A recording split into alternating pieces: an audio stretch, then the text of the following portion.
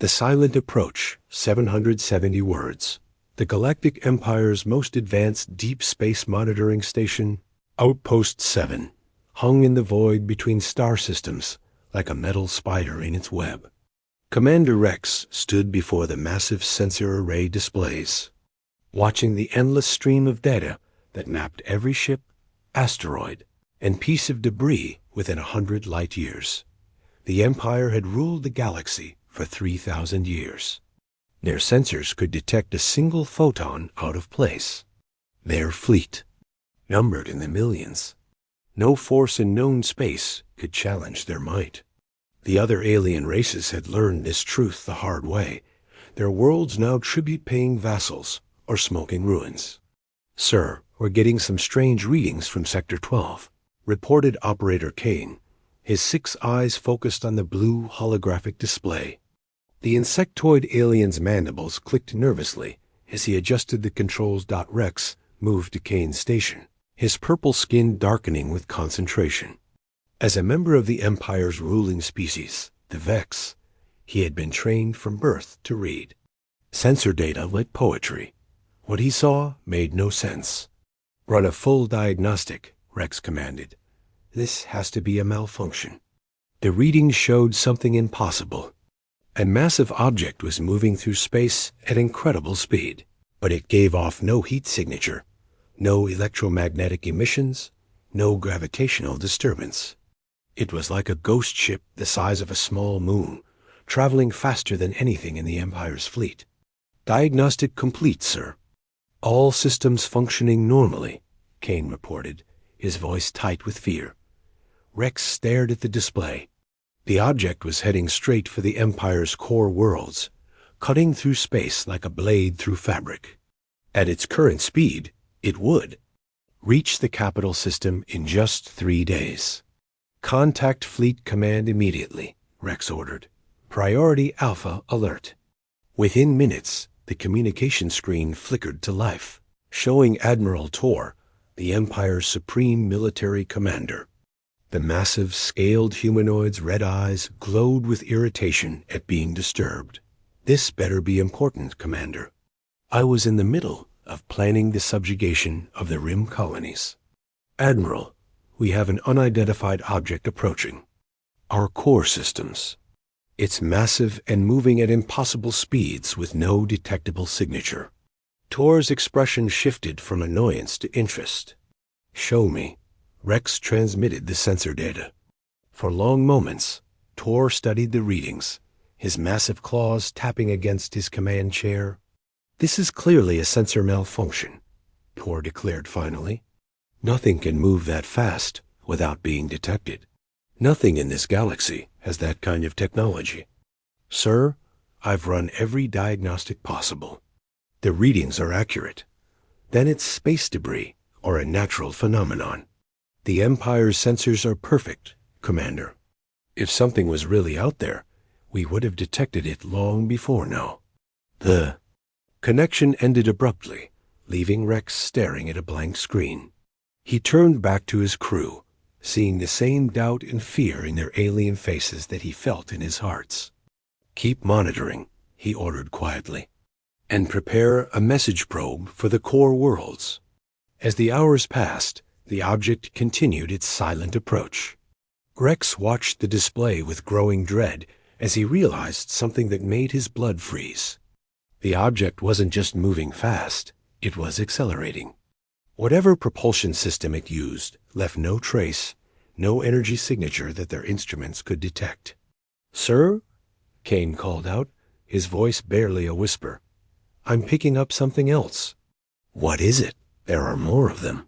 Dozens of similar readings, all converging on Empire space from different directions. They're coordinating their approach." Rex felt the weight of 3 millennia of Imperial dominance crashing down around him. The Empire had never faced an enemy they couldn't see coming. Their entire military doctrine was based on overwhelming force and advanced warning systems. "How long until the first one reaches our outer defense perimeter?" Rex asked. Kane's mandibles clicked rapidly as he calculated. 18 hours, sir." "Rex."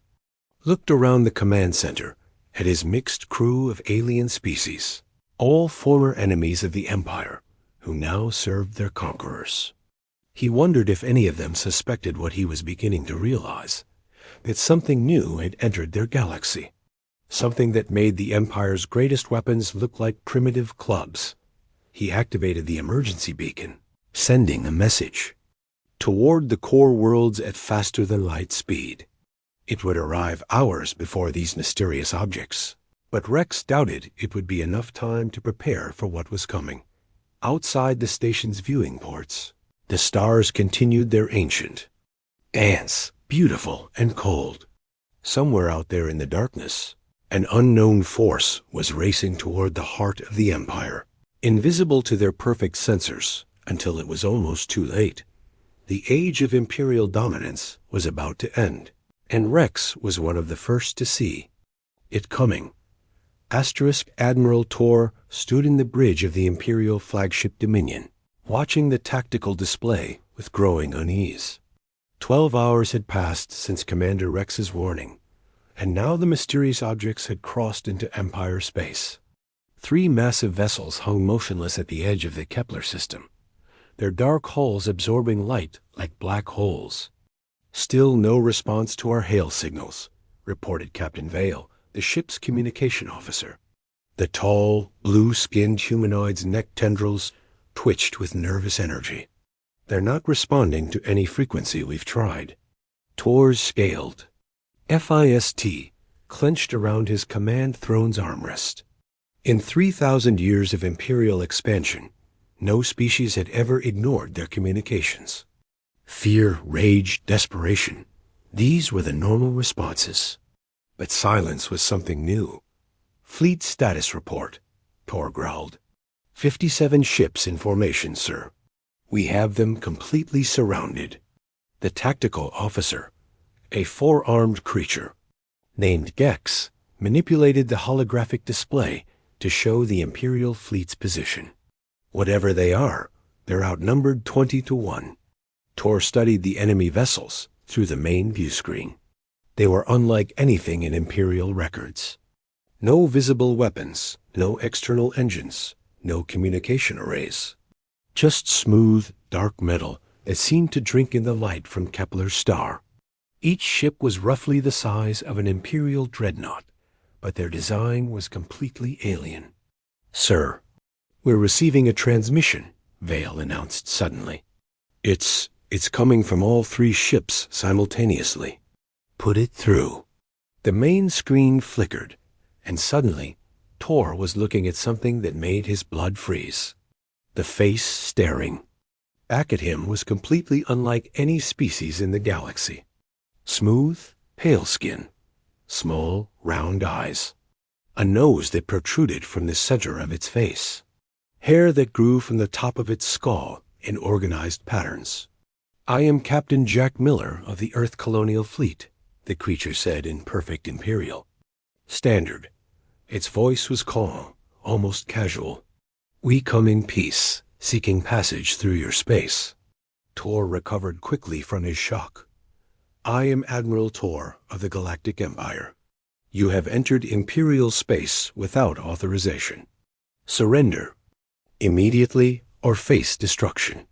The human, for somehow Tor knew that's what this thing was, smiled.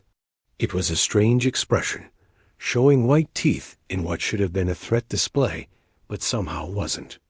"Admiral, we understand your position. However, we're not here to conquer or fight. We're refugees from a dying world, looking for a new home. We'd like to negotiate safe passage." "Refugees?" Tor laughed, the sound echoing through the bridge. "You dare enter Imperial space with warships and claim to be refugees? These vessels are clearly military." "They're colony ships," Miller replied calmly. "Each one carries 50,000 civilians. We've been traveling for 15 years, and this is the first inhabited space we've encountered." Tor's tactical display showed the impossible truth. The sensors were now detecting massive life signs aboard each vessel, not crew complements, but entire populations. Somehow, these ships were carrying more people than lived on most Imperial worlds. Impossible, Tor muttered. No ship can carry that many beings and still maintain structural integrity. Admiral, we don't wish to cause trouble.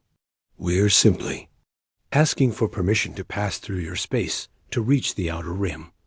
We'll be gone in a few weeks. Tor's mind raced. These humans had technology that could hide their approach from Imperial sensors. Ships that could carry entire populations across interstellar distances. And they spoke Imperial Standard as if they'd been monitoring Empire communications for years. You will surrender your vessels for inspection, Tor declared. The Empire does not negotiate with unknowns. Miller's expression didn't change, but something cold flickered in his eyes. Admiral, I'm afraid we can't do that. We have families aboard these ships, children, elderly, people who've already lost one home. Then you will be destroyed. Human was quiet for a long moment. When he spoke again, his voice carried a weight that made Tor's scales prickle with unease. Admiral, we really don't want to fight.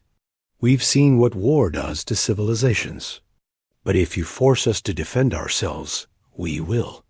Tor cut the transmission and turned to his fleet command. All ships, prepare for battle. Target their engines and weapon systems. Sir, Gex reported, we're not detecting any weapons on their vessels. Then they'll be easy targets. Begin the attack. As the Imperial fleet powered up their weapons, Tor felt the familiar rush of conquest. Another species would learn the price of defying the Empire. But deep in his mind, a small voice whispered that perhaps this time was different. The humans had found them first, after all. Asterisk, the first Imperial plasma volley lit up space like a dying star. 63 dreadnoughts fired simultaneously, their combined firepower enough to crack a moon. The energy beams struck the human vessels and simply disappeared. Admiral Tor stared at his tactical display in disbelief. Report. Direct hits. On all 3 targets, sir, Gex replied, his forearms dancing across the control panels. But the energy readings are impossible. It's like the beams just vanished. On the main screen, the human ships remained untouched. No scorch marks, no damage, no reaction at all. They hung in space like monuments to Imperial failure. The communication channel crackled to life. Captain Miller's face appeared again, and this time his expression was deeply sad. Admiral, you just fired enough energy to power a small planet. For a year, we absorbed every bit of it. Miller's voice carried a weight of disappointment. We hoped you might be different. Impossible, Tor roared. Nothing can absorb that much energy. Admiral, my ship's power reserves just increased by 12%. Thank you for the recharge. Miller leaned forward slightly. We've been monitoring your Empire's expansion for the past 50 years. We know what you've done to the other species in this galaxy. The bridge fell silent. Tor felt his blood turn to ice. You've been watching us? From a safe distance, yes. We needed to understand what kind of civilization we were approaching. Miller's expression hardened. The Keth homeworld. The Iridian colonies. The complete destruction of the Cylon species when they refused to surrender. Tor's mind reeled. Those were classified military operations. The Keth had been annihilated 40 years ago for daring to resist Imperial taxation. The Iridians had been enslaved just last decade, and the Zalarans, their entire species had been turned to glass when they developed weapons that threatened Imperial supremacy. How could you possibly know about? We listen, Admiral. We watch. We learn. Miller gestured to something off-screen. My people have a saying, those who forget history are doomed to repeat it. We study civilizations before. We make contact. A new voice joined the conversation. Another human, this one older with gray hair and tired eyes. Admiral Tor, I'm Director Hayes of the Colonial Survey Division. I've spent the last 5 decades studying your empire's expansion patterns. 17 species completely extinct. 43 others reduced to tribute states. Population statistics show a decline of approximately 2 billion sentient beings under imperial rule. Tor felt his authority crumbling. These are military secrets. How do your communication networks aren't as secure as you think, Hayes continued calmly. We've been intercepting imperial transmissions since we entered this galaxy. We know about your species' history, your military capabilities, your expansion plans. But why? Tor demanded. Why spy on us? Miller exchanged a look with Hayes before answering. Because, Admiral, we've seen this before. On our homeworld, Earth, we had empires too. They rose, conquered, oppressed, and eventually fell, every single one. Our planet is dying, Hayes added quietly. Solar expansion. We had maybe 50 years left when we launched these colony ships. We're not warriors, Admiral. We're survivors, refugees. We just want to find a place where our children can grow up in peace. Tor looked at his tactical display. 3 ships against his entire fleet. But somehow, he was beginning to understand that numbers didn't matter here. Your weapons don't work on us, Miller said. Our energy absorption technology was developed for deep space travel. Solar radiation, cosmic storms, even direct starlight, we convert it all to power. Your plasma beams are just another energy source. Then what do you want? Tor asked, his voice barely a whisper. Safe passage to the outer rim. There are unclaimed systems there, worlds that can't support your species but would be perfect for us. We're not asking for imperial territory, just permission to pass through and settle in space you don't even want. Hayes activated a holographic display showing star charts. These 14 systems in the outer spiral. Too far from your trade. Routes to be valuable. Too cold for most imperial species. Let us settle there, and you'll never see us again. Tor stared at the proposed settlement zones. They were indeed worthless to the Empire. Cold, distant, resource poor. But something about this entire situation felt wrong. And if we refuse? Miller's expression grew cold. Then we'll take them anyway, but we'd rather do this peacefully.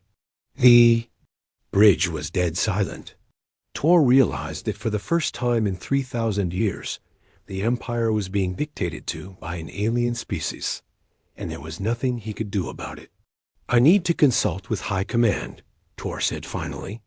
Of course, Miller replied. But Admiral, understand this. We're not going back to the void. Our people have traveled too far and sacrificed too much. One way or another, we're finding a home. The transmission ended, leaving Tor alone with the terrible realization that the Empire's age of absolute dominance might be ending. 6 months after the Battle of Kepler, Commander Rex stood in the observation deck of Outpost 7, watching human colony ships pass through Imperial space like ghosts. The sight still filled him with wonder and unease. The battle had lasted exactly 7 minutes. 7 minutes to destroy 3,000 years of Imperial dominance. The human fleet hadn't fired a single shot. They'd simply demonstrated their true capabilities, and the Empire's forces had surrendered. Sir, incoming transmission from the Capital, reported Kane, his mandibles clicking with nervous energy. Rex nodded. Put it through. The holographic display flickered to life, showing Emperor Varn's aged face. The ruler looked older now, wearier, as if the weight of accepting the new reality had aged him decades in months. Commander Rex, status report on the human migration. Colony ship number 47 passed through our sector this morning, Your Majesty. They're maintaining the agreed-upon flight corridors and communication protocols. No incidents to report. Rex didn't mention that the human ships could probably travel anywhere they wanted, invisible to Imperial sensors. The flight corridors were a courtesy, not a necessity. Any word from the outer spiral settlements? The first colonies are already established, Your Majesty. They're terraforming dead worlds at an incredible pace. Our deep space scouts report that barren planets are becoming green within weeks of human arrival. Varn was quiet for a long moment. And the other species? How are they responding to the new situation? Rex hesitated. This was the question he'd been dreading. There have been developments, Your Majesty. Explain. The Keth survivors have emerged from hiding. The Iridians are refusing to pay tribute. 3 colonies in the Rim territories have declared independence. Rex paused. They're calling themselves the Free Worlds Alliance. The Emperor's expression darkened. And we can't suppress these rebellions because ... because the humans have made it clear they won't tolerate the Empire destroying any more species, Your Majesty. They've established what they call protected status for recovering civilizations. Varn's laugh was bitter. So we're reduced to administrators of our own empire. Not administrators, Your Majesty. Partners. The voice came from behind Rex. Captain Miller materialized from what looked like empty air, his human stealth technology, making Imperial cloaking devices look like children's toys. Captain Miller, Varn acknowledged with forced politeness. To what do we owe this visit? Just checking on the migration progress, Your Majesty. And I wanted to discuss a proposal from Director Hayes. Rex stepped aside as Miller approached the communication array. Even after 6 months, he found humans unsettling. They looked so fragile, so vulnerable, yet they possessed technology that made the Empire's greatest achievements seem primitive. What kind of proposal? Varn asked warily. Trade agreements, technology sharing, cultural exchange programs. Miller smiled that strange human expression. Your Majesty, the Empire has spent 3,000 years conquering and controlling. We'd like to offer an alternative, which is cooperation. Your species are excellent administrators and have deep knowledge of galactic politics. We have technologies for terraforming, energy production, and space travel. Together, we could turn this galaxy into something better than either of us could achieve alone. Rex watched the Emperor's face carefully. The proud ruler was being asked to become a junior partner in his own empire, and they all knew it. And if we refuse? Varn asked quietly. Then you continue ruling the worlds that want to be ruled, and will help the ones that want to be free. Miller's tone was matter of fact. But Your Majesty, we've studied dozens of galactic civilizations. The ones that adapted to change survived. The ones that didn't. The implication hung in the air like a weapon. Rex realized that this conversation wasn't really a negotiation. It was humans explaining the new reality with characteristic politeness. Very well, Varn said finally. Draft your proposals. The Empire will ... consider them. After the transmission ended, Miller turned to Rex. Commander, you've been monitoring us for months. What do you think of all this? Rex considered his words carefully. I think the galaxy is changing, Captain. Whether that's good or bad remains to be seen. Change is always frightening, Miller agreed. But sometimes it's necessary. Your empire was built on the idea that might makes right. We're offering something different. Which is that cooperation makes everyone stronger. As Miller faded back into invisibility, Rex returned to watching the human colony ships pass through space. Each vessel carried 50,000 refugees who had lost their home world but refused to give up hope. Perhaps, Rex thought, there were worse things than learning from your conquerors. Especially when those conquerors insisted on calling themselves refugees and actually meant it. The age of imperial dominance was over. But maybe, just maybe, the age of galactic cooperation was beginning. Outside the viewports, human ships continued their silent journey to the stars, carrying with them the Promise and threat of humanity's indomitable will to survive. The end. Asterisk.